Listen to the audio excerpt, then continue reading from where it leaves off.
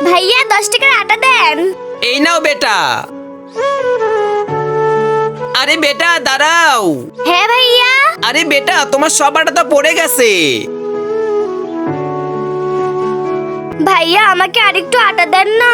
কিসের আটা? একবার দিলাম সব ফেলে দিলি, এবার নিতে হলে 10 টাকা দে। ভাইয়া আমার কাছে তো টাকা নেই।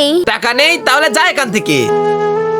ভাইয়া আমি যদি আটা না নিয়ে যাই তাহলে আমার মা আমাকে অনেক মারবে। কেন তোর মা তোকে মারবে? 10 টাকার আটা, যা গিয়ে 10 টাকা নিয়ে আয়। ভাইয়া আমার নিজের মা তো মারা গিয়েছে, এটা তো আমার সৎ মা, সে আমাকে অনেক মারে।